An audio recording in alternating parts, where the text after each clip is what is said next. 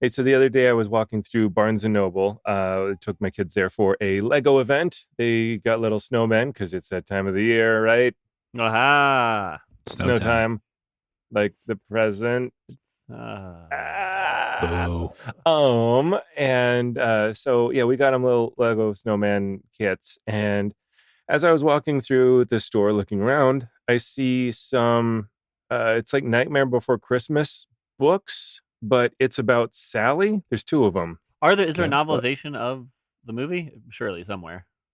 You gotta be, Yeah. but that's not what this is. It's what this in both of these, Sally has just gotten married to Jack, and it's like, wow, hard being a queen, huh? I very loosely skimmed through the description on You, the inside cover, you mean but you read the whole thing?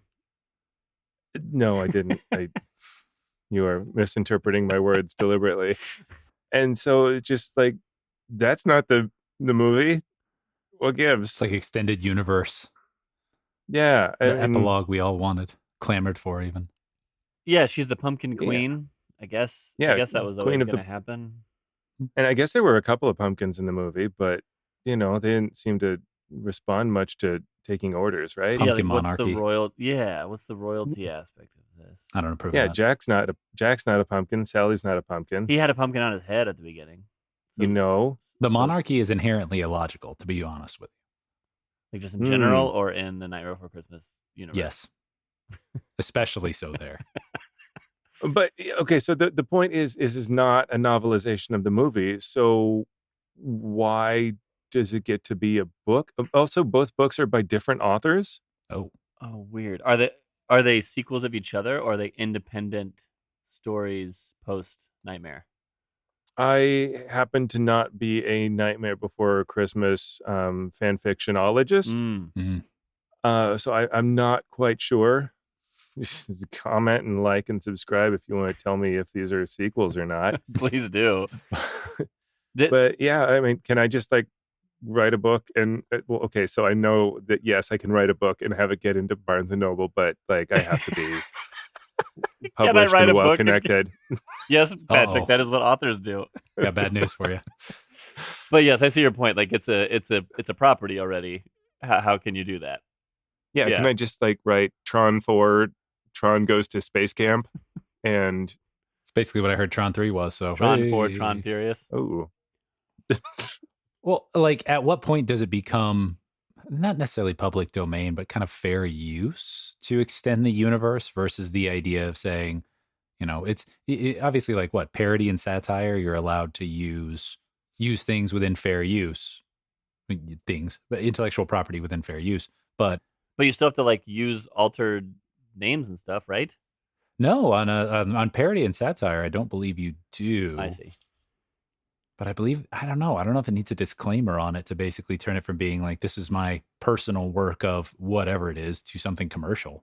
Unless you make a deal, like if they made a deal with Disney. Was it the same writer as the original?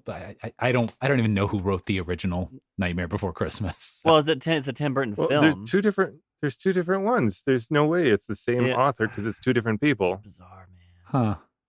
Yeah, and I mean, what is this? Did they Is go- this fan fiction? Is this ghostwriting? Is this extended universe? How do I? Ghostwriting, you're still part. Yeah, but then you wouldn't get you. It would be like you wouldn't get credit for it, right? Like KA had ghostwriters, and it was still KA. And then I think if you looked on like the third page, it would have like, oh, with help from or whatever, and that was it. But it was a KA book. With help from Sally from Nightmare Before Christmas. There we Probably go. that. What did they? Well, you didn't read it, but like, is there anything on there that shows them as like going in other holiday trees? Because there is a lot of potential there. All these other Yeah, holiday trees they seems never go like to. St. Patrick's Okay, Day. yeah. So I Labor took Day. a picture of the inside covers. Okay, hard to be a queen. Hard to be a queen out here. Then a simple potion demonstration at Sally's inaugural Halloween exhibition goes horribly wrong, and she falls into a portal, landing in a new realm called the Time Town. Time Town. Yeah, so she's in Time Town. Wait, so there's like an Easter tree and a Thanksgiving tree and then a time tree? Yeah, and the other one she goes into Dream Town. Huh. Those aren't holidays. Well, and that's another thing too. Like if you completely go off the rails on this, Like if you were like, this takes place in the Star Wars universe and never mention a single anything that was ever in the Star Wars universe. Yeah, does that count? Like, What if it's like Anakin's neighbor when he's still, right. trying to be a pod racer, but it's his neighbor, and he's like, yeah, it's so hard to find water. Why can't I find water? I had to walk for hours to find water, and then I went home. The end. Yeah. From the best-selling Does that count? property, Star Wars. Yeah. But then, so I guess ghostwriting, you would get all the credit to the main author. Yeah. But I guess, what K.A. Applegate would have to ask us to write Animorphs-55, the podcast. And then take a cut. And and so she would get her name on it. But what if we wrote, she asked us to write a book, and we did, and it was just awful. Like I don't have any good ideas. Well, that would be an awful book, right? If you don't have any good ideas. Yeah, it's all about Jake studying for his upcoming math test, and then they just get sucked into the center of the earth and meet lava people. Right, and she hates it. Nobody morphs. Yeah. What happens with the intersectionality of other intellectual properties? Like if you were like, oh yeah, Marco, Jake, and Axe fell into the center of the earth, town. And they go to Halloween Town, where they recreate shot for shot the fight between Kirk and the lizard person from Star Trek. But they do it with lightsabers only. At some point, you have lawyers from other intellectual properties fighting on your behalf. So I feel like that's the safe zone, as you just have to pit everybody against each other. There is a fanfic that it's out there, that crosses Animorphs and My Little Pony universes. And it's pretty high up there on famous fanfics. The My Little Pony crossover fanfics, those people have a tremendous amount of sheer will to put the things together they do. There was a Fallout one, like Fallout and My Little Pony, and it's like volumes upon volumes. I did not know what I was opening up here. I thought maybe this was like a standalone, I wouldn't think of these two things crossing, but you're saying My Little Pony crosses with quite a few things. But those were, if I you remember couldn't publish correctly, that in Barnes and Noble. No, that's it. You couldn't publish it in Barnes and Noble, but you're able to sell copies of it. I don't know what it looks like to say, whether you have to kind of disavow it and be like, this isn't canon, or this isn't, part of the main story. I don't know. Like some tag that says like unofficial, blah, blah, blah. Yeah. At some point, do you have to basically take your hands off and say, look, this is a work of fan fiction. And at that point, is it commercially marketable, or is there some, I don't know. Can I just do a search and replace in my document and say, no, this is My Small Pony and this is Fast Rainbow, the small horse. You're already beyond what I know about My Little Pony, to be fair. Well, the ponies are similar but different from horses. Oh, they're smaller. gotcha. Materially different. I also hear that they'll eat anything that walks by. Yeah, opportunistic predator or whatever Alex said like 3 episodes ago. Opportunistic carnivore, but you were on top of it. I really appreciate it. Already said, or will say? I don't know. You will something. Make up your own mind on that one. Ooh. Oh, I ran into my mic.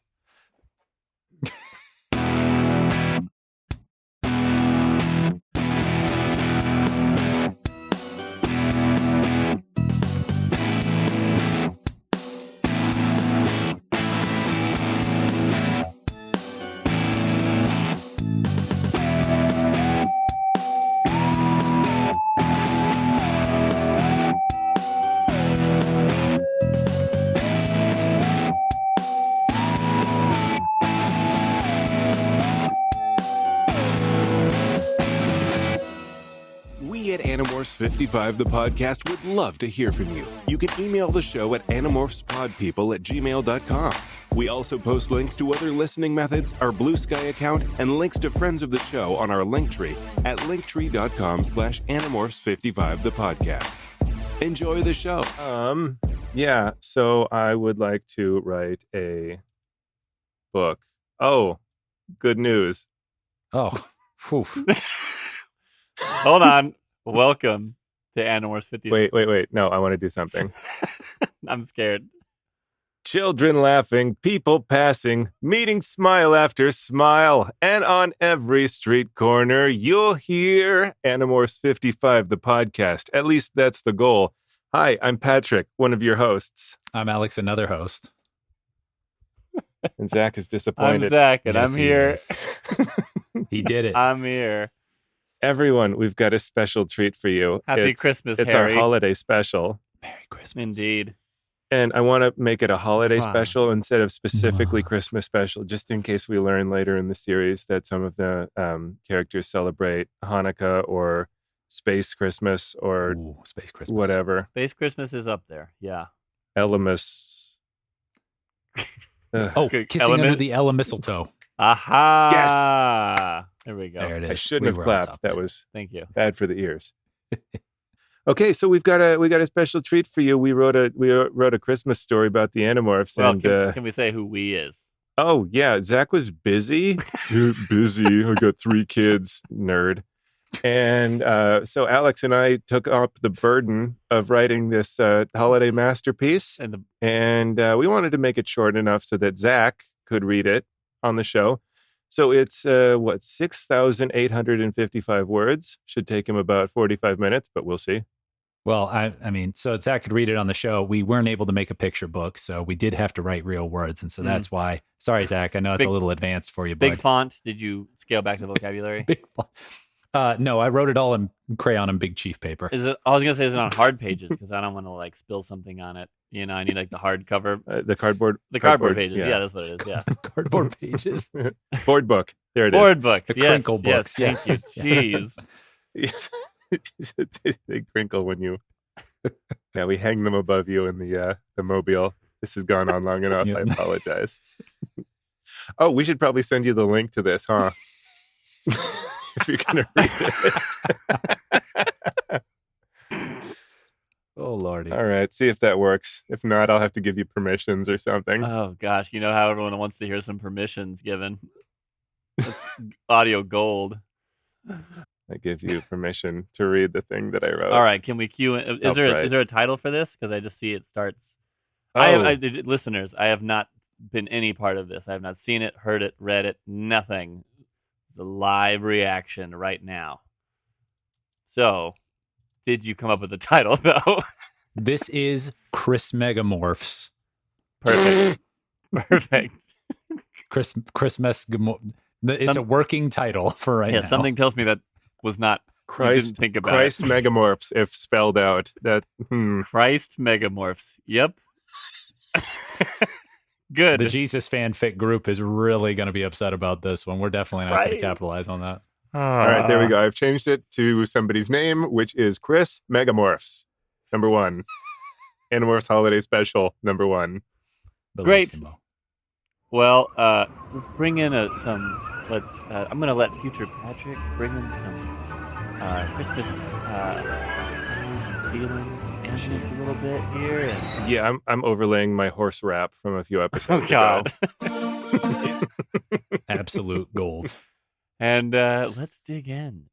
Get your cookies and milk, and let's see what's cracking.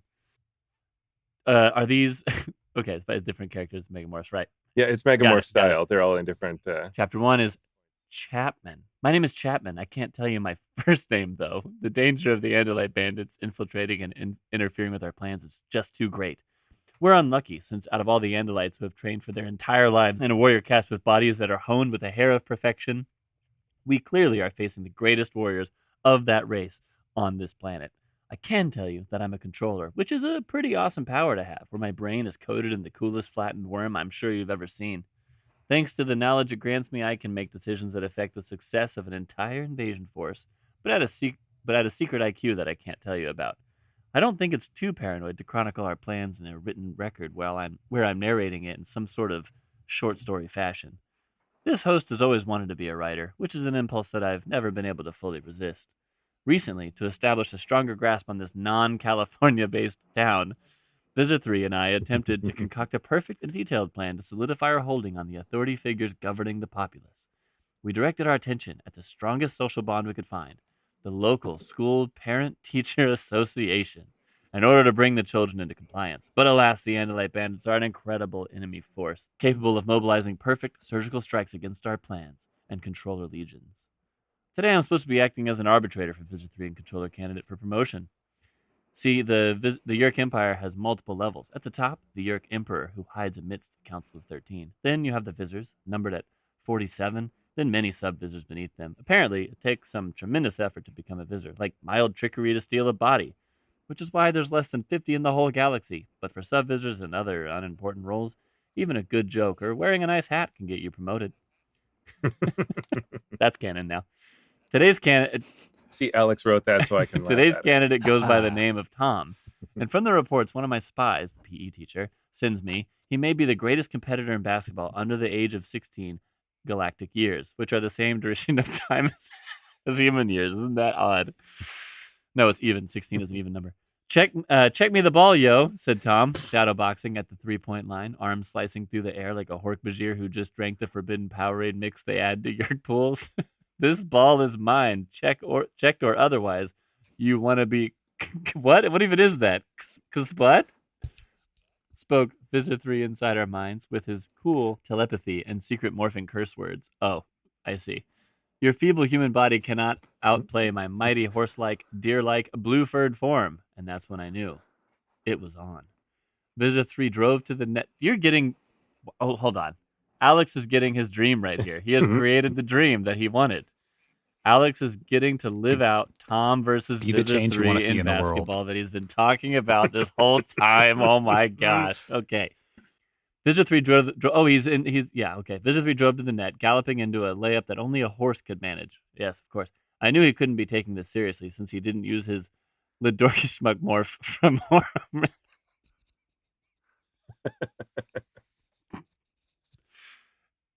He didn't. This is a serious story, sir. Can you go ahead and read that? He didn't use his Lidorki morph from Ormuscon 6. The perfect morph for any sphere-based sports game on a flat surface, except for the basketball game Horse, which was unknown and forbidden in both the Yeerk Empire and the Andalite Society, since horses are forbidden in space. Whoop, there it is, Visitor 3 thought viciously. Tom seemed unfazed as he dribbled up center court. Now, to run out the clock until my victory. Kobe, said Tom, crossing his arms before the ball had even swished through the hoop. How could he be so foolish? But alas, it was nothing if not net, cementing Tom as the leader in this challenge 3-2. 3-2? Visitor You got a long book ahead of you, Zach. Visitor 3 narrowed his eyes, searching for another morph that would allow him to defeat a teenage boy at the sport. It seemed his study of human society had paid off as he morphed his Andalite hooves into Air Jordans, like from the movie Like Mike, featuring Lil Bow Wow, which will be released in a few years, to the delight of thousands. Even Tom, greatest amongst human basketball players in the under-16 division of the lower regional tri-county area of non-California, knew that he was outmatched. Wearing the long-sleeve referee shirt under my vice principal jacket, I blew the whistle, signaling the end of this game, declaring Visitor 3 the winner, even though the score was still 3-2 favoring Tom. Guys, I'm having a great time. Chapter 2 is a Rachel point of view. Yes. Do you know what we're doing for the school fundraiser this year? Asked Rachel as she and Cassie walked to the auditorium for the pep rally. Cassie shrugged. Wait, is there an I in this one? Wait. Hold on. Shouldn't Rachel be first person point of view? The editor was asleep at the wheel. All right. Whoops. I didn't edit that. This good. allows us to avoid intellectual property infringement rights. Yes. Okay. It's legally distinct. You from know what? Megamorphs. I'm going to. This chapter is you, like in Choose Your Oh, Own but then you do Adventure. switch over to Right. I. No, but then you go back to Rachel again. Oh, Yeah. Good job, guys. This All is right. chaos. I'll edit as I go. Do you know what Yeah. we're doing for the school fundraiser this year? Ask me as she and Cassie Ask walk I. to the auditorium.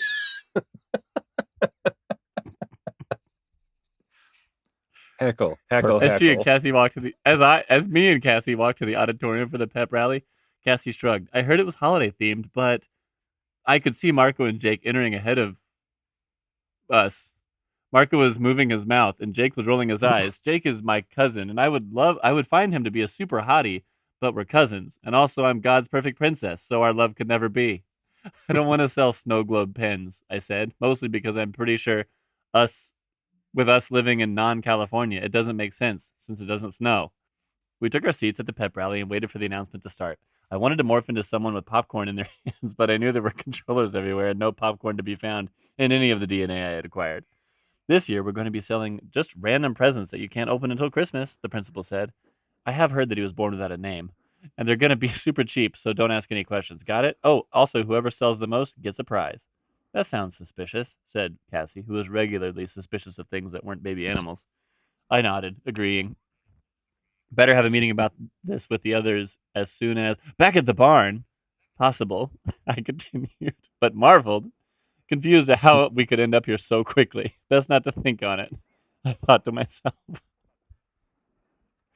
Oh, man. Back at the barn, man. All right. Chapter 3, Marco.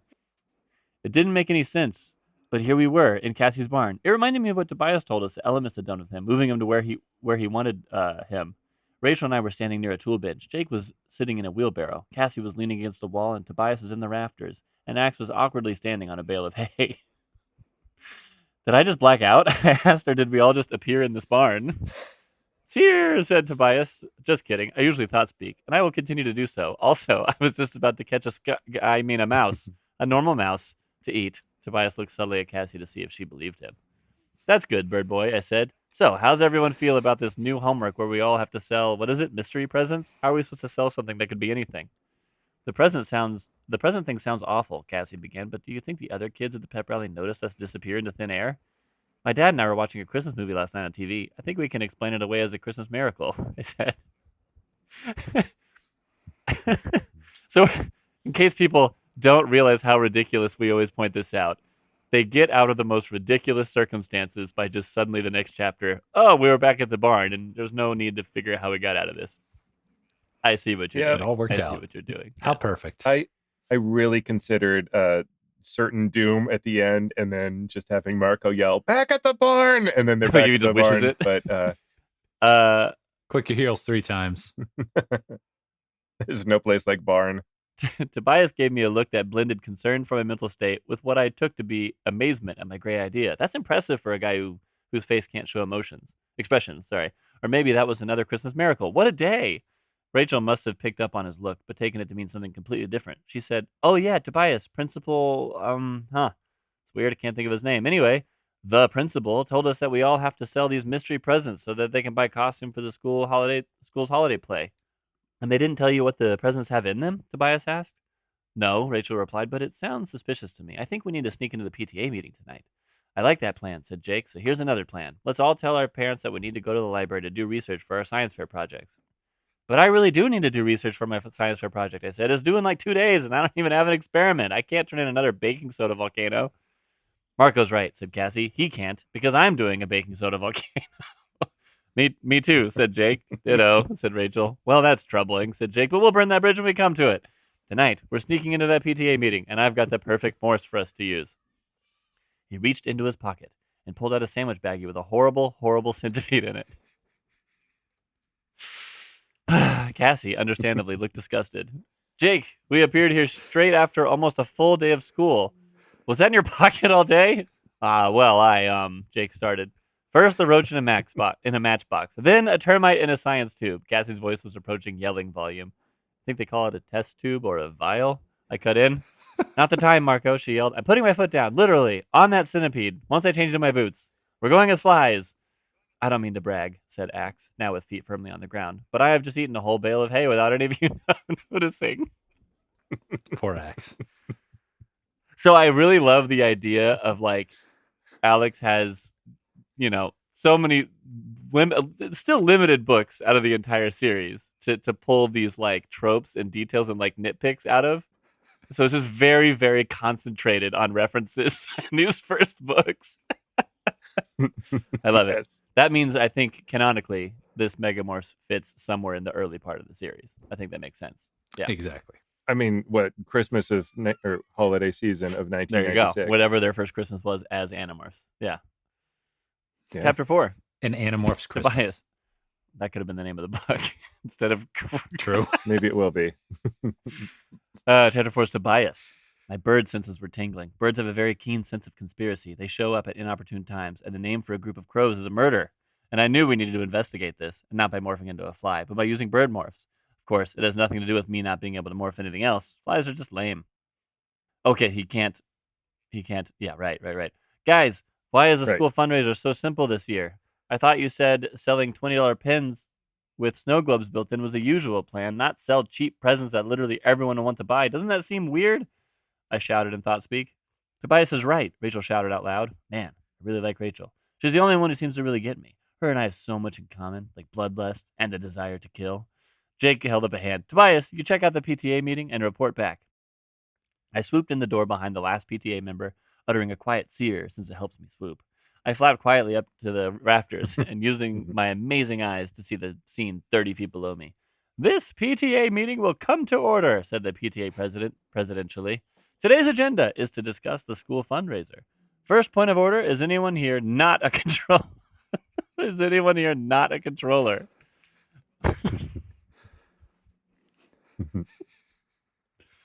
I'm a comptroller. One woman raised her hand. What's a controller? Get her! He shouted as they roughly. Do I read the crossouts? Yes, please. As they roughly manhandled. No, wait. Yeerk handled her to the present pile and shook a fundraiser present near her ear. With my amazing telescope eyes that could see a cowlick on a tick's arm hair, eyes that would find Waldo with ease, eyes that could certainly see a slimy worm enter her ear. They were turning her into a controller in real time. It was horrifying. Okay, now that we've settled that, said the PTA president with a theatrical stretch of his arms, let's discuss a quick overview of our plan to raise money for new school play costumes with this Yeerk Christmas fundraiser. I listened with my bird ears, stunned. Now I knew their plan. Sell their presents, and when people tried to shake them to find out what was inside, the Yeerks would crawl out through a trapdoor and turn people into controllers. It was genius. So evil. At least Jake would think it was genius. Poor Jake. I had to sneak out to let the others know, and I didn't want to arouse suspicion, so I subtly flew into the So good. I love this line. I had to sneak. I forgot Good about job, Alex. this. I had to sneak out to let the others know, but I didn't want to arouse suspicion, so I subtly flew into the window several times until someone noticed and felt bad for me and opened the window to let me out. I flew to Jake's house as fast as I could. When I arrived, I could hardly believe my eyes. Chapter 5, Jake, point of view. Here we go. I was at home brainstorming for my science fair project, wondering if mixing in glitter would be enough to make my volcano stand out, and was focusing really hard when suddenly, Jake, Tobias's thought-spoken voice rang in my head. I jumped in surprise and fell out of my chair, which crashed into my trophy shelf, sending all my basketball participation trophies clattering to the ground. Yes, just participation trophies. I'm no Tom. Jake, are you okay? My mom called up from downstairs, but at the same time, that Tobias kept yelling something. So that's at least what I think she said. I couldn't understand either, and I couldn't tell Tobias to shut up for a second while I dealt with my mom. I called back down to my mom. I was working on my science fair project and decided to sit in my chair upside down to get a new perspective on things, and I fell out. I'm fine, though. My excuse should have worked out okay, but because Tobias kept thought yelling on and off while I was yelling, my volume varied wildly, like when you're talking over loud music, but then it suddenly stops. I'm sure. So the way you said it was like, I was working on my science fair project and decided to sit in my chair upside down to get a new perspective on things, and I fell out. I'm fine, though. Okay, Exactly. I'm sure my mom thought I was insane, Yes, but she probably yes. just looked at my dad and said, teenagers or something. Tobias landed just outside, and I opened my window so that we could talk. I assume you've read the previous chapter, so you can probably guess what he told me. That's genius, I whisper shouted. But then he told me something that made my blood run. Well, not cold, but chilly at least. It was fine since I was just about to put on a fur coat. I mean, shut up, I know how birds work. And he said, we're loading the presents into the trucks tonight, he said. Okay, I said, trying to think. You go tell the others and have them meet at the school loading docks behind the cafeteria. I'll fly there as soon as I can and try to figure out what to do about this. Tobias spread his wings in preparation to take flight. But before he took off, he said, also, I can't believe my eyes about how good your science fair volcano looks. He flew off, and I began to transform. And I don't mean like in math, where it just means I moved to the side or whatever. Math joke. That's specially for you, Zach. I mean that I began to turn into my own bird, a peregrine falcon. First, my human arms turned into bird arms. Then the soft outer part of a bird started to... First, my human arms turned into bird arms. Then the soft outer part of a bird started to cover the outside of my normal Jake outside layer where my skin goes. On the outside of me, I mean. You know what? I may have hit my head a little when I fell out of the chair. My head injury disappeared with the rest of my human body as I became fully emburdened. I spread my wings and took off into the night. I approached the school from above, totally gassed. Tobias is right. It's hard flying at night, and I couldn't read anyone's books or watches because of how dark it was.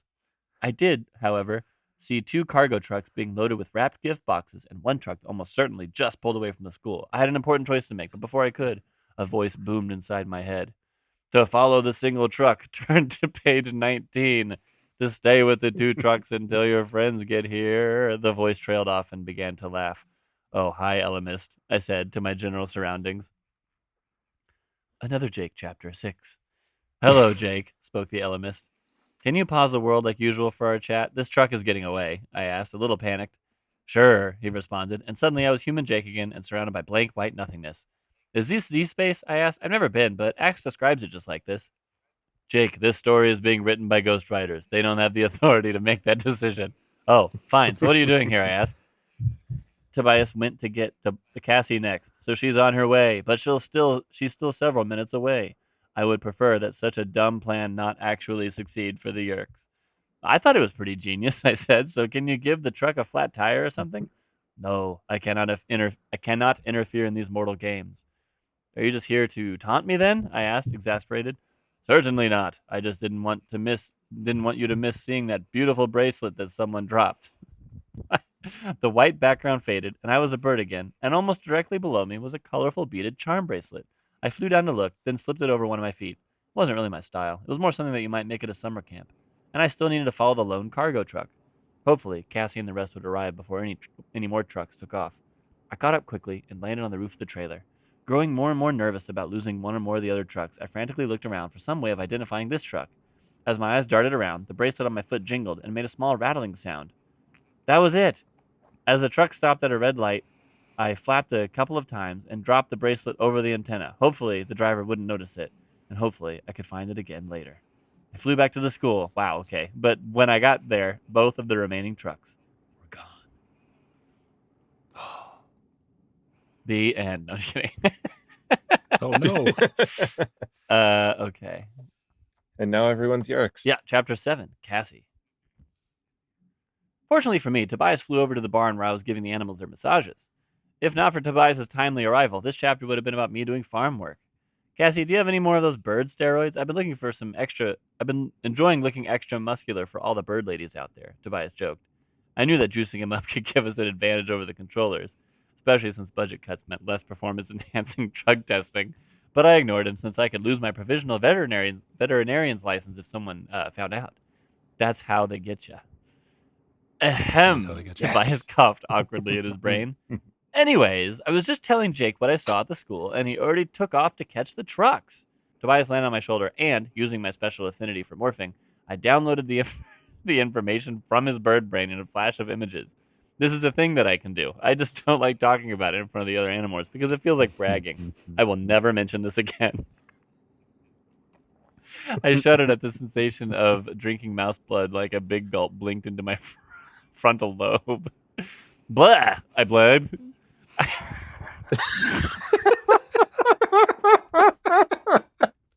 You read that line perfectly. No direction. I knew Tobias ate other animals to survive, and I guess I understood, being that I ate hamburgers and chili and other forms of meat, but I resented him for the freshness of the animals he ate. Maybe I wanted some field mouse tartare. I can show you a great meadow for mouse tartare, Tobias said. Oh, right, the information transfer can go both ways sometimes. Sure, Tobias. Sounds delish. Knowing the plan, I morphed into my great horned owl and hopped into the sky, leaving Tobias to spread the message to anyone else on the team. It only took me about 10 minutes of flying to see Jake gliding along the highway, something a bird would never do. They have zero respect for civic works like asphalt roads. I idly wondered if we should start taxing birds. Jake, I thought at him in a way I hoped was flirtatious while also conveying the gravity of our ongoing battle against the Yeerkification of Earth. Also, I hoped it was actually Jake, since sometimes it can be a bit dodgy trying to identify each other when we're in morph. I still feel bad for that time I yelled at a horse thinking it was Marco. To be fair, though, the horse was awful at puns. Cassie, where are the others? Jake asked. There's two trucks other than the one I marked. We need to split up. Split up, you and me specifically, like romantically? Or did you mean so we could follow multiple trucks? I asked. I had to clarify, since Jake was such a natural-born leader, and his mind was likely several steps ahead in the plan. Just as I heard the familiar bump of thought speak in my head for a response, Jake instead closed his wings into a dive towards the road. That's the LMS bracelet. That after that truck antenna, he said. It's not It's not my bracelet, you nerd. I don't wear bracelets. The LMS voice, dripping with insecurity, filled the air around us. Rather than ask the several questions that provoked, I also dove straight toward the truck. The driver, seeing two birds diving at his windshield, narrowed his eyes and raised the Draken beam. Only a controller would have a weapon like that, I said to Jake. Tobias had one once, I said. He shot down a spaceship with it. But Jake didn't respond. Typical man. we dove like synchronized swimmers in front of the truck. I barely swerved to the side, taking out his mirror. As I banked on a right thermal, look it up. As I banked on a night thermal, look it up. I saw Jake in the truck. He had the driver's Draken beam held in his bird talons. I squeezed my perfect bird eyes shut, awaiting a hail of laser fire. But as I peeked through my feathers, Jake looked to be propping the weapon under the steering wheel like a brick on the accelerator. The controller driving bailed out as the truck sped out of control, rolling off the road and down into the river. That was one truck down, but we knew there were more trucks out there for us to vandalize. The only trick would be finding them. Chapter 8, Marco. So stupid. Tobias caught up to me as I was leaving the library. I wasn't kidding earlier. I really did have science fair work to do. I had decided to see if vinegar-flavored potato chips would work in a baking soda volcano. All of my research would have to spend the night in the bush by the front door, since birds can't carry backpacks and library books. Soon, I was soaring high above the treetops as an osprey, floating through the air with my huge wings as Tobias went on to find Rachel. I got to the school, and just like Tobias had said, there were two plain-sided cargo trucks being loaded with very shiny gift wrap boxes. As I was about to swoop down and land on the school, Chapman came out to speak to the people loading the trucks. While he had their attention, I flew as silently as I could into the back of the truck. I knew this was risky, but I didn't know how I'd be able to stop this truck from the outside.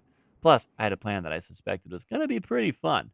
Immediately after crossing I'm going to call it a threshold, of the truck's cargo area, I flared my wings to get rid of all the speed and not slam into the wall. Miraculously, it worked. I found a spot that was fairly hidden behind some boxes and began to morph back to human. As I morphed, I tried my best to pay attention to the sounds around me, including what Chapman was saying to the workers. The shift between the ears of two different species made things a little weird, but I'm pretty sure I caught most of it. So if all the gifts have been double-checked and loaded, then I think it's time to roll these trucks out. Yes, what is it? Another voice said. I don't want to make any more work for anyone, but I'm pretty sure I just saw some kind of bird fly into that truck. Well, that wasn't good. I was now fully human and stuck in the back of a truck while a team of controllers came to find me. I frantically searched my mind for some way to hide. I began to morph into the tiny wolf spider from that book I was in with all those robots, but I wasn't the world's fastest morpher. Though, to be fair to myself, I was probably in the top 7. That made me feel a little better, though I feel a little worse when I mentally adjusted the count down to 6, having thought of Tobias. Wait, how many are there? Oh, yeah, okay. Gotcha. The 6 of them and Visser 3, but then, yeah, Tobias can't morph. I was concentrating as hard as I could on the spider, but I heard Rachel's voice in my head. Marco, are you around here? Tobias said you headed here before me. Rachel, yes, wow, I'm glad to hear your voice, I thought yelled. I'm in the back of the truck on the left, but I wasn't as sneaky as I thought getting in here. Buy me some time while I morph and hide? Close quotation mark instead of thought speak mark. I didn't get a reply from Rachel, but I did hear the screech of a bald eagle. That crazy bird took my wallet and half my pants. I see you fixing it. That's me, not Rachel or the controllers. Shoot it! I heard Draken beam fire into the night air, but couldn't tell if they hit or not. I was going to be so embarrassed if I got Rachel turned into KFC. I finished morphing into a spider and scurried between a box and the wall. just as I heard footsteps enter the back of the truck.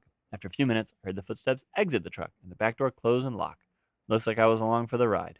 As the truck pulled away from the school, I began the process of morphing back to human, and then gorilla.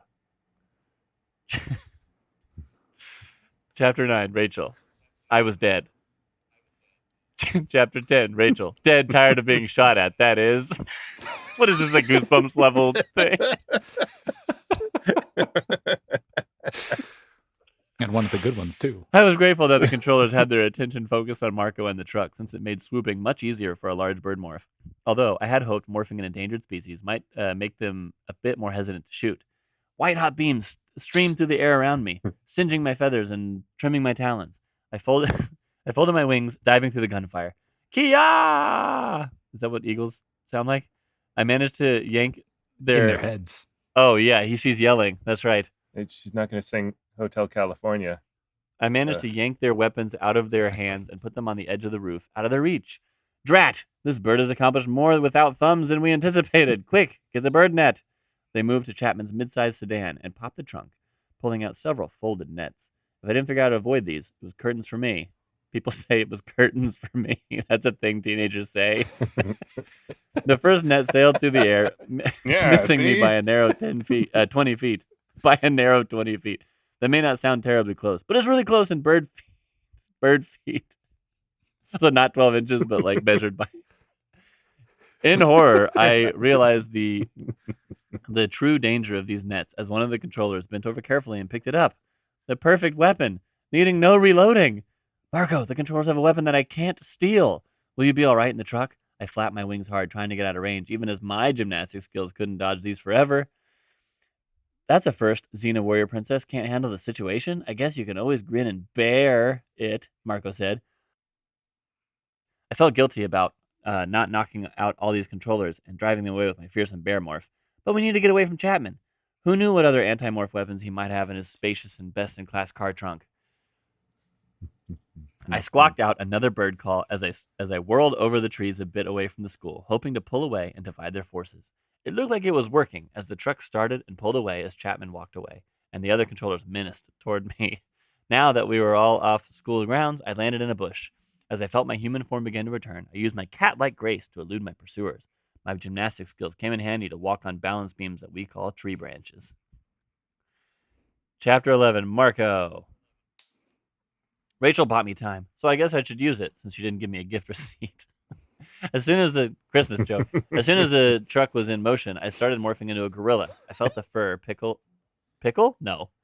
That says prickle. Solid. That definitely says prickle. It's not a No. thing. Yeah, okay. I felt the fur prickle on my skin, felt the wash of muscles rolling over my back and down my arms. I think I felt the hair on my knuckles get shorter. I wonder if that's why I've been having trouble getting a date.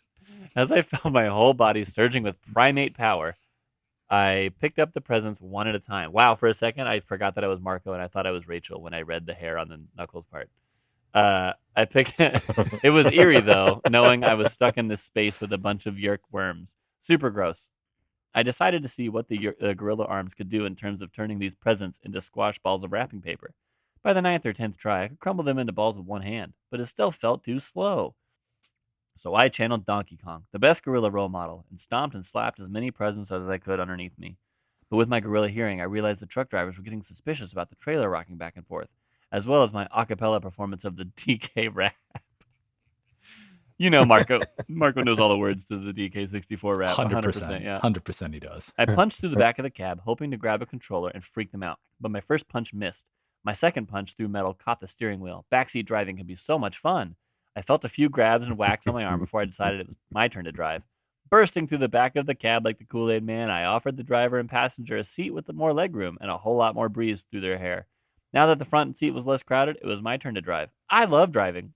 It's just like the video game. And there are no brakes in video games. I mean, there are, but why? You just jam on the pedal and hold on tight. And then, since nobody will believe that there's a monkey driving the truck, you can ramp it into the river.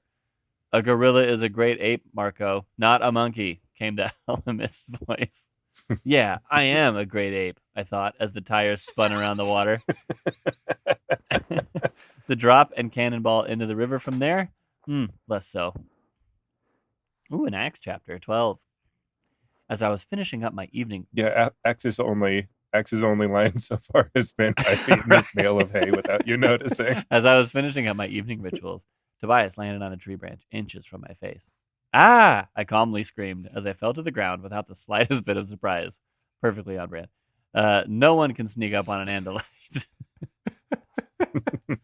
Tobias explained what he had seen and that I was the last member of the team to get the message. I became a Northern Harrier and we set off together toward the school.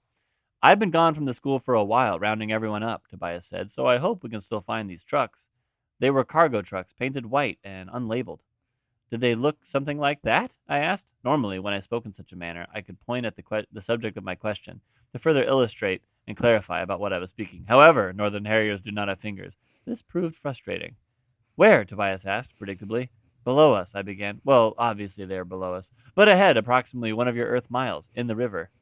Actually, not that much of the Earth uses miles, Tobias said.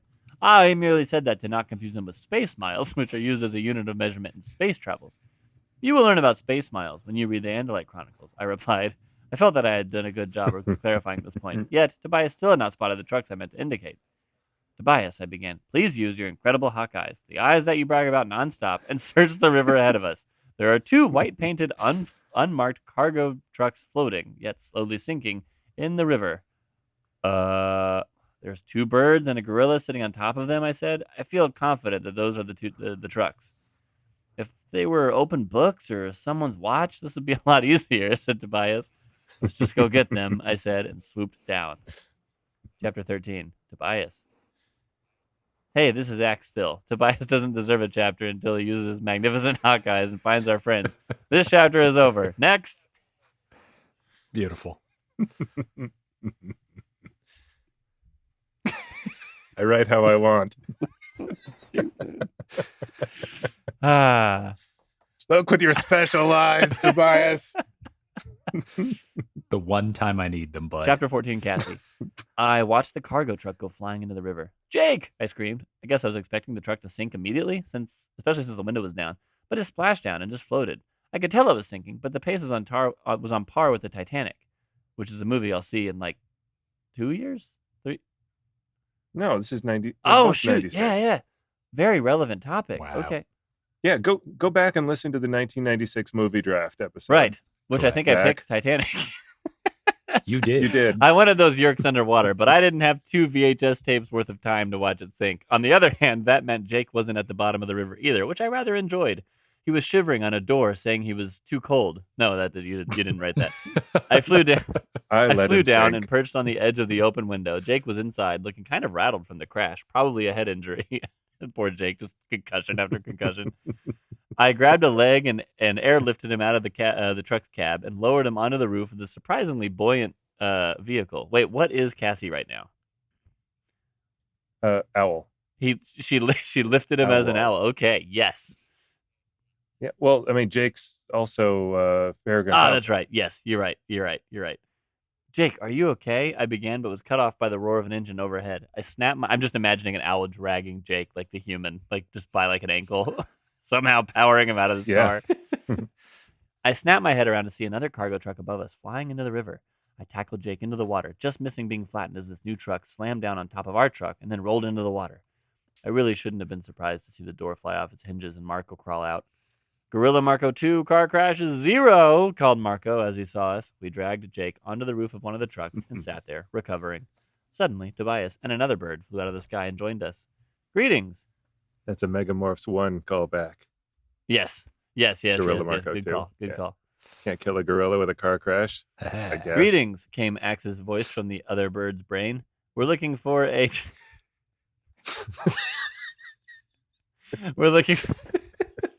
Stupid. We're looking for a truck that looks just like these two. We all demorphed, and they got... They're all such idiots. Like she's saying Axe's voice is coming from this bird to tell me, and then he is saying we're looking for trucks that look like the truck I'm looking at. We're looking for a truck that looks just like these two. We all demorphed, and then we got back into our bird morphs, effectively resetting our time limit since Mr. Cautionary Tale himself was sitting there with us. Everyone just craps on Tobias. Then, with Jake's newest head injury healed, we took to the skies. Let's take to the sky. Chapter 15 is a Rachel chapter. As good as I was at gymnastics, it was still pretty tricky making my way through the branches of the trees near the school. I thought it might be nice to be something that maybe didn't need to be good at. What is a sentence? I thought it might be nice to be Hey. something that maybe didn't need to be good at walking through trees. I made It's the Makes scenic sense to route. me. Yeah, that was an adventure right there. I made my way close to the trunk and began to change. Soon, I saw a controller walk by holding a Draken beam. I called down to him in thought speech. Why do elephants paint their toenails red? What? Who said that? He looked around wildly, unsure which direction the voice in his head had come from. So they can hide in apple trees, I cried, letting myself fall from the tree and turning him into a paste. Oh my god. Oh, don't look so surprised. It's not my first kill. My fall was kind of hard on my knees, though. Harder on his, or what was left of them. I had doubtlessly lost the element of surprise, so I rushed brutal. toward the next nearest controller. Turns out a charging elephant covered in blood up to its knees will make just about anyone turn and run. Lucky me, someone who hadn't started to flee was the driver of the final truck. The deer in the headlights stared told me that I wasn't going to have any trouble taking out this truck. I slammed into it headfirst, not only knocking it on its side, but wrapping its roof around a tree. Now my head hurt, along with my knees. I don't know how Jake handles all those head injuries. He's a cute boy, but he'd probably be even cuter if it wasn't for all the head trauma. I took a moment to shake it off. Probably. But then a strange sound tickled my ears, sort of like a garbage compactor, crinkling cardboard and flexing metal. The source of the sound made itself clear as the cargo truck started to swell, inflating like a pan of Jiffy Pop. What? I've seen old movies. As the side of the cargo truck split open, flames and flesh poured out. An enormous beast, clearly Visitor 3 in some terrible morph, bellowed a mighty roar and shot fire from 4 gnarled horns on his head. I took a moment to take it all in and assess my options. It only looked like trembling. Oh, I see. I took a moment to take it all in and assess my options. This only looked like trembling and fear. It's how I do my best thinking sometimes. By the time Visitor 3 stopped growing, he was a great blobby monster about twice as tall and twice as wide as the trucks had been. I don't often feel small as an elephant, but right then I felt like a mouse looking up at Fluffer McKitty. Book 2 reference. Hey, that's for the fans. He laughed, an action that caused flames to soar up into the sky, lighting up some low-hanging clouds. His long, spindly arms reached razor-sharp clawed hands. His long, spindly arms reached razor-sharp clawed hands clawed into the ground and pulled him closer to me. Whatever. One hideous step at a time. I get it. I had seen several times how much Visitor 3 liked to eat his enemies. I was about to become a feast. Chapter 16, What? Tobias. Having finally thank you. found my friends floating on trucks, I was once again worthy of my own chapter. So, where are we headed? Jake asked. I thought we could fly around and just enjoy seeing the Christmas lights from the air, Marco said. That truck could be anywhere, said Cassie. I think our only hope is to head back to the school and see if we can pick up a trail. Sure would be nice if we had any snow, I added. We could follow the tracks. That's the price you pay for living in... Marco started. Hold on, what's that? We all followed where Marco was looking and saw some orange flashes near the school. $5, say Rachel's involved, Jake said. Definitely, I confirmed. We picked up our speed and headed toward the orange light, which was looking more and more like fire the closer we got to it. A few minutes later, we arrived at the school to see a gigantic blobby creature bearing down on Rachel, which would have been a delightful pun if Rachel had been a bear right now instead of an elephant. Ha! We can't fight that thing, Marco yelled, but we can't let it eat Clever. Rachel either, Cassie said, her voice like steel in our heads. I'm going to distract it. And down she flew on totally silent owl wings, right toward its enormous eyes. One good thing about having an enormous opponent, it's kind of hard to miss. She struck two with her talons, and the beast roared in pain, surprisingly quickly for something its size, causing flames to shoot around the sky. Not a great idea to fly above it, yelled Marco, veering quickly to the side. I'm going to see if there's anything in the school I can drop on it. He flew down toward the school. Rachel got the message that help had arrived and started to retreat into the trees again, but her progress was painfully slow. She looked like she was limping a bit. Cassie was able to get away from Visitor 3, but I had the feeling that another sneak attack to the eyes wouldn't work again. There goes my favorite move. Dang. Man. We got your number, Tobias. Chapter 17 is Marco. I wasn't super keen on fighting that huge monster with its weird proportions. It reminded me of a frog with horns. There's a horny toad joke there somewhere, but I didn't have time to polish it up for the others. I swooped down toward the school and used my super good bird eyes to find a rock. It was a beauty, about 1.5 pounds, smooth like a river rock and the perfect shade of gray. I picked it up in my talons, flapped hard to get airborne, then hurled it as hard as I could through Chapman's window. I flew into the unlit room and searched for something I could drop on the creature. There was a letter opener, not the rock. There was a letter opener, which I grabbed, but then I saw what was next to it, and I forgot all about the letter opener. In Chapman's typewriter, there was a letter typed out to Visitor 3. It started out, "My name is Chapman. I can't tell you my first name, though. The danger of the Andalite bandits infiltrating and interfering with our plans is too great. I desperately wished that I had time to read it, but I had an elephant to save."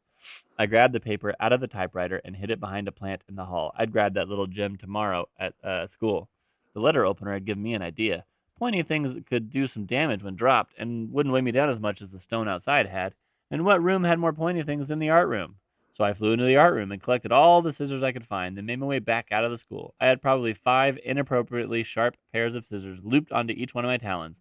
I was going to turn that fire-breathing set of bagpipes into a pincushion. I flapped hard into the night sky, higher and higher. Higher and higher. I kept the monster in my sights as I rose. I'm like hearing that music now as this is happening, as in the scene in my head. I kept the monster in my sights as I rose high above the school. It had long, skinny arms that could never support the weight of something so huge. It had a nearly endless supply of something to set aflame at the end of its horns. It dug its claws into the dirt as it moved, like it was holding onto the ground, almost as if the moment had arrived. I had the perfect shot. I dropped the scissors and watched them fall down toward the creature, picking up speed as they went. My thought continued, almost as if it was like a big balloon full of flammable gas. "Get away from it!" I screamed. "Twist my arm," came Jake's reply. No, not Jack. There's no Jack here. Birds flew in every direction, and Rachel flopped down into a low point between some trees. The scissors landed and pierced through skin. The horrible creature took off like an untied balloon, complete with the sound and everything. It rose high into the sky, right toward me. Oh dear. I dove for everything I was... Patrick wrote this part. Yep. I dove for everything I was worth. Behind me, I heard a huge explosion as the escaping gas met with the beast's fiery horns. The shockwave knocked me head over. Yeah, birds have heels. For a moment, I couldn't tell which direction the ground was, which is a bad thing when you're falling through the air. Finally, the spinning stopped, and I saw the ground, and it was much too close for me to stop in time. Then something happened that may have hurt even more. I was saved by Jake, the peregrine falcon. I didn't hit the ground, but he sure changed the direction I was moving. We tumbled to the ground. I'm pretty sure Jake hit his head on a rock. I think he enjoys it. "I'm okay," Visitor 3 yelled to everyone. Of course he is, aside to my friends. I wanted nothing more than to just pass out. But again, I was in the presence of Tobias, so I nudged Jake and we both demorphed. Human again, and healthy as a Christmas goose, as the saying goes. Tired, though. Tired as a Christmas goose. Common phrase. "Guys, the trucks are all destroyed," said Cassie. "I think everything is destroyed," Rachel added. "Let's get out of here," said Jake. So I morphed for like the 7th time in the last couple of hours and flew back to the library to get my stuff. Did you count back 7 times? Or did you just guess as he wrote it? I did. Okay. I wrote Nice. it out. It's like human to bird, Good. human to spider to human to gorilla to human to bird It's human. Yeah. to Marco. I would have probably stayed home sick tomorrow if not for my outrageous excitement to read Chapman's reports or Animorphs fan fiction or whatever it was. I might even use it as an intro chapter for this book. Anyway, it's time to sleep like the dead. Chapter 18, The Animorphs and Axe. Oh, it's like an epilogue type thing or something. Yeah, okay. Yeah. Rachel. My mom was friends with the PTA members, and after a long walk with a large cup of wine, came home shaking her head. She immediately got on a 3-way call to share the gossip with the other moms.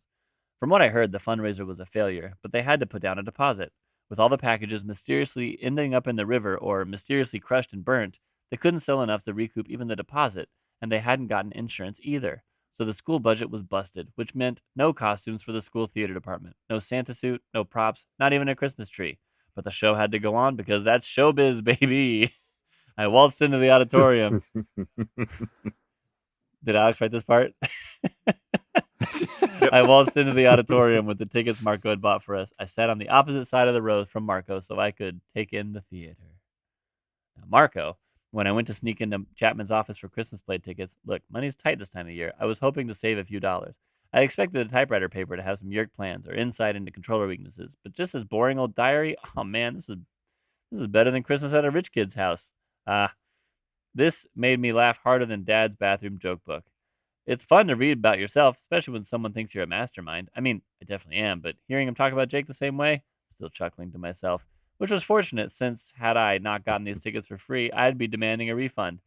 This play was bad, and not just the costumes, or lack thereof. And I've seen middle schoolers perform Guys and Dolls. It seems like they just took every popular Christmas show and mashed them together. I had been trying to make Jake laugh under my breath. Still trying to do Jack there. I don't know. Jake laugh under my breath, so I hadn't quite followed the plot, but I'm pretty sure George Bailey's heart grew 3 sizes, one for the Ghost of Christmas Past, one for Christmas Present, and one for Christmas Future. Jake, here's a Jake. I couldn't focus on this plot with all the zingers Marco kept whispering to me. Even still, it seemed unlikely that Jack Skellington could pull off the Polar Express heist that he was saying about. But this is a victory lap for us, knowing we'd saved the town from being overrun by even more controllers. Tom had been in a foul mood, even for him, and while I longed for the day I could free him from Yeerk control, it was reassuring that him and his sharing friends were disappointed by the loss of this fresh batch of Yeerks. This town has plenty of Christmas spirit. I have seen it in the children at the mall, said the Alchemist. As I turned to look at that familiar voice, I could see them sitting on the other side of Cassie, wearing a Santa suit. Okay. My eyes widened, seeing that physical form. I wondered what catastrophe their intervention had averted. I'm just a big fan of local theater and Christmas tree snack cakes. Cassie now. I was wondering why I even bothered coming out to the Christmas play. There were so many animals in the barn that I could nurse back to health. I had at least 6 geese a laying and 4 calling birds, not to mention the 3 French hens and 2 turtle doves. Without costumes, a set, and a plot with enough characters to put Star Wars to shame, I considered going home. I turned to let them know I was leaving, but Jake looked at me with wide eyes like he was looking straight through me at the seat behind me. I could have brushed him off, but then he grasped my hand while he stared. I blushed, and I figured I could stay, at least until intermission. Tobias says, "Don't be suspicious," was the only thought going through my head as I tried my hardest to be a partridge in a pear tree. Axe. I considered myself fortunate that Prince Jake would allow me to accompany him to this cultural performance. Though the religious significance escapes me, it is reassuring to know that the true meaning of Christmas is assembling with others to observe poorly dressed acquaintances. As we filed out for the intermission, I had to wonder how King Scrooge would defeat the elves that had taken over and fortified Nakatomi Plaza, though, especially dressed only in a graphic tee. That's when a man screamed and stood up so fast that his chair fell over. I not only recognized the man, I recognized the evil that was radiating off of him. This was Visitor 3 in his human morph. However, the evil aura seemed to be diminishing as I watched. "Good, great heavens above," he shouted. "This play is incredible. I finally understand the true meaning of Christmas." The end. Welcome to the Book Fair, a children's literature podcast. My name is Anthony, and on this show, I cover new releases, weekly interviews with authors and experts in the publishing industry, and news relating to libraries and public schools. The Book Fair is a weekly show that can be enjoyed by parents, educators, or young readers. That's The Book Fair, a children's literature podcast, spelled BOOKFAIRE.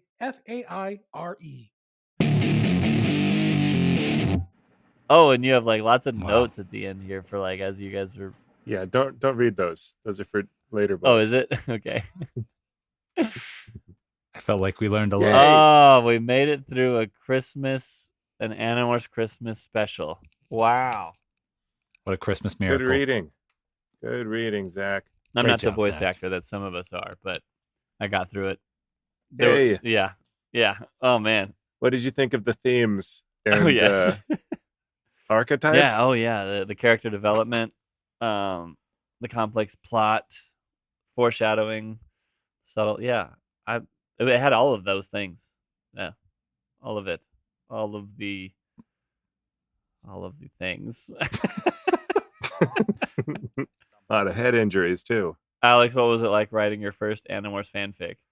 It was something, let me tell you. I mean, I really had to pull back on a lot of the Flanderization of characters, but I made sure that every chance I got, Jake is an Yeah. idiot. Yeah. Cassie's I don't know. I went weird places with Cassie, and I think I wrote a lot of backstory that may not have been substantiated by text. Like you just went with it. Yeah. Okay. Yeah. Yep. But yeah, I writing it, I understand why a lot of people enjoy Marco books, because I feel like you can kind of ham it up a little bit more. Whereas a lot of the other books, I feel like they take themselves so very seriously. Yeah. Yeah. You can even acts like it's serious. He thinks it's serious. You know what I mean? Yes. Even if it Deadly comes off serious. as a joke. Oh, well done, guys. I hope this gets everyone in the amazing Christmas spirit. Chris Megamorph spirit. Christ Morph spirit. Whatever it was. Megamorphs. It is I, Chris Megamorphs. That's Visser 3's human form's name. His last name is Mr. Megamorph. We didn't tell you this in the book. You had to read between the lines to really pick that up. The fanfic is doing the real work here. Yeah. I not only recognized the man, I recognized the evil that was radiating off of him. This was Chris Megamorphs in his human form. Mr. Megamorphs, said some kid that walked up. Yes? Good. Good job, fellas. We have fun. Yep. Great stuff. It was a delight to get to write. It was so much fun to read it, man. There was some hard parts to get through. Oh gosh, I gotta say I did not see the basketball thing coming. Did not see the basketball game happening. Oh man, that got me. I had a little bit of tears coming out on that part. It's like, write the story that you want to see in the world, and I'm like, I know just the thing. Yeah, you only mention it like every time we ever talk about any book ever. Every time. Good. Well, happy Christmas, everybody, or other holidays, or whichever holidays. Happy Space Christmas. Merry holidays. Every single holiday. Yeah. Happy Honda Days. Merry Toyota-thon. Yes, Merry Toyota-thon. That's a good one. We also celebrate Truck Month in this house. Good. So okay. Yeah. Is it Lobster Fest yet? When is Lobster Fest? Excuse me. I know that it obviously is anytime that Red Lobster wants to sell lobster, but is it a Christmas? Yeah, I feel like it's like when the McRib comes to town. It's Lobster Fest. Where is the McRib at? Is it coming back soon? Is that a Christmas thing? It's probably a McDonald's thing. When right? is Lobster Fest Red Lobster? Oh, it's February 11th to April 20th. So we're giving you just ample time to plan Day. ahead for that during this this timely Christmas episode. Exactly. And really put a note in your calendars for mid-February. Listen to Chris Megamorphs 1 again. Yes. And they'd be like, yeah, that's right. I forgot. This is how I celebrate. Exactly. Lobster the yearly Fest. Tradition of Lobster Fest. And listening to Chris Megamorphs. All right. Well, and his diary. Until next time. Bye-bye. Thanks. Good game, everybody. Don't let them get you. Woo. Merry Space Christmas.